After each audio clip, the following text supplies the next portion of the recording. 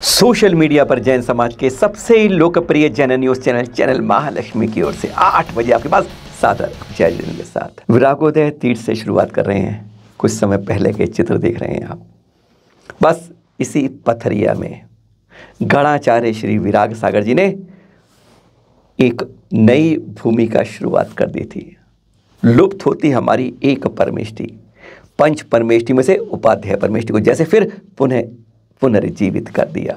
जितने उपाध्याय पूरे दिगंबर संतों में से बनी है, उससे दुगने उन्हें उपाध्याय यहाँ पर और संस्कार दे दिए। 7 उपाध्याय को दिया और उन्हीं में से दिया मुनि श्री विभंजन सागर जी को उपाध्याय पद के संस्कार, यानी उपाध्याय श्री विभंजन सागर जी महाराज। चैनल महालक्ष्मी से उनसे बात हुई। शीर्षक भी पढ़ चुके हैं आप, पर आप कहेंगे मंदिर कभी बूढ़े होते हैं, दीवारें जर्जर हो जाती हैं पर बूढ़ी नहीं होती है, कैसे? कहने की बात है। जिन मंदिरों में अधिकांश 90% लोगों की उम्र 40-45 ऊपर हो, उसे मंदिरों को बूढ़ा ही कहा पाता है। जिनमें 60-70 साल के अधिकांश हो और कुछ चंद लो बच्चे ही या युवा वहाँ आते हों। आप में कुछ विवाद कर सकते हैं कि भाई हमारे तो बहुत युवा आते हैं, बच्चे आते हैं, पर जितने मंदिरों में युवा बच्चे आ पाते ज़्यादा, उनसे अधिक मंदिरों में आज तो युवा छोड़िए, बच्चे छोड़िए, बड़े छोड़िए, बूढ़े छोड़िए, अरे मंदिर बंद के बंद पड़े हैं। आज ऐसे मंदिरों की गिनती उन मंदिरों से कहीं ज़्यादा है। इसलिए हमें कहना पड़ा कि मंदिर हमारे बूढ़े हो रहे हैं क्योंकि हम उसमें बच्चे नहीं आ रहे हैं। हाँ, बच्चे नहीं आ रहे हैं यह नहीं कह सकते, हमने अपने बच्चों को संस्कार नहीं दिए हैं। और एक बहुत बड़ा कारण है, आज बच्चों की जगह उनके माँ बाप ही उनके बच्चों को आने नहीं दे रहे हैं। इसी तरह की कई लंबी चर्चा हमने उपाध्याय श्री विभंजन सागर जी से कुछ समय पहले की थी।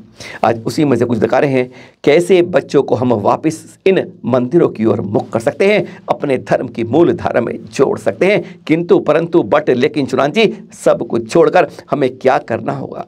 क्या संतों की भी इसमें कोई भूमिका रहेगी? इस बारे में चंद सवाल, एक लंबी चर्चा हुई थी, उसके आज चंद सवाल होते हैं। हमारे मंदिरों को बूढ़े होने से कैसे रोक सकते हैं? जरा चर्चा सुनते हैं जो हमारी उपाध्याय श्री विभंजन सागर जी महाराज से हुई।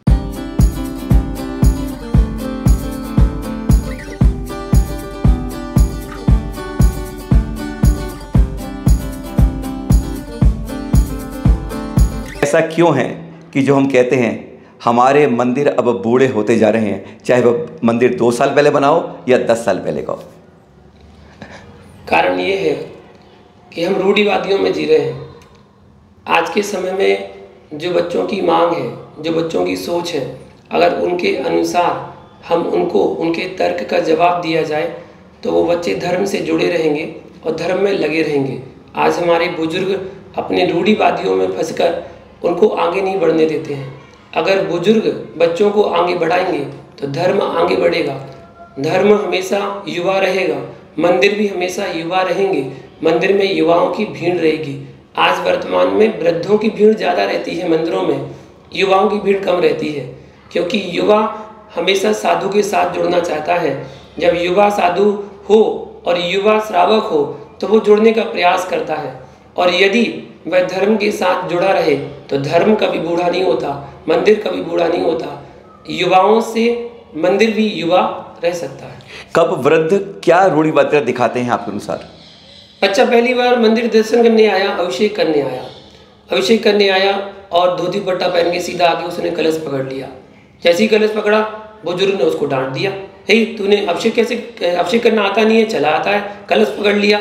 अब उसको इतना ज़बरदस्त जोर उसके डांटा है 4 लोगों के बीच में। बच्चे के अंदर भी तो मान है, बच्चा मनुष्य पर्याय में है तो उसके अंदर भी मान है। उसके मान पर ठेस पहुंची है कि तुमने 4 लोगों के सामने मुझे कैसे डांट दिया। अब बस यही डांट उसके लिए मंदिर से पीछे कर देगी। बोले बुजुर्गों का धर्म है, बुजुर्ग ही अभिषेक करेंगे, हम तो अभिषेक कर ही नहीं सकते। यदि हम चाहते तो उस बच्चे को समझा सकते थे कि बेटा जब धोती पट्टा पहनकर आप आते हैं तो पहले हाथ धोते हैं, हाथ धोने के बाद फिर कलश पकड़ते हैं, कलश पकड़कर फिर भगवान का अभिषेक करते हैं। अगर इतना आप बता देते तो बच्चा सीख जाता और बच्चा अगले दिन से प्रतिदिन अभिषेक करने आता और वो उस क्रिया को सही करता। लेकिन हमने उसको डांट दिया, अपने रूढ़ी रीति रिवाजों में उसको फंसाने के चक्कर में अब वो धर्म से पीछे हट गया, जबकि हमें उसे धर्म में आगे बढ़ाना था। बच्चे उन्हें उत्साह दें, कुछ लालच दें, किस तरह से हम बच्चों को आकर्षित कर सकते हैं? आज बहुत बड़ा प्रश्न हर समाज हर जगह है ये।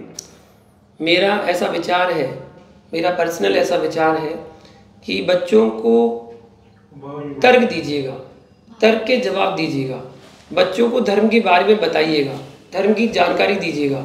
हम धर्म की गूढ़ बातों को बच्चों के सामने करेंगे तो बच्चे दूर भागेंगे।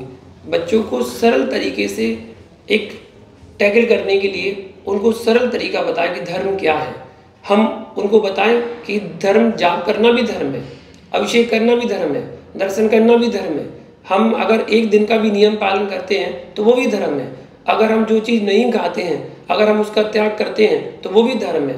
अगर हमें आज अपने घर से बाहर नहीं जाना है और हमने नियम ले लिया कि घर से बाहर हमें नहीं जाना, ये भी धर्म है। हम छोटी छोटी सी बातों को बताकर बच्चों को धर्म के संस्कार दे सकते हैं। और आज के समय में अगर बच्चों को धर्म से जोड़ना है तो साधुओं से जोड़ना बहुत ज़रूरी है। और वो साधु भी ध्यान रखें कि बच्चे को बच्चे के अनुसार ही उसको समझाएं, ना कि उसको बड़ी बड़ी बातें बताएं।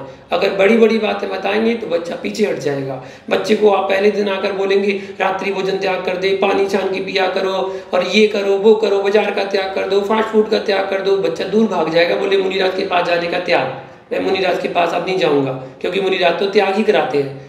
पहले हम त्याग के बारे में समझाएं कि त्याग से क्या जीवन में महत्व पड़ता है, त्याग से जीवन में क्या प्रभाव पड़ता है।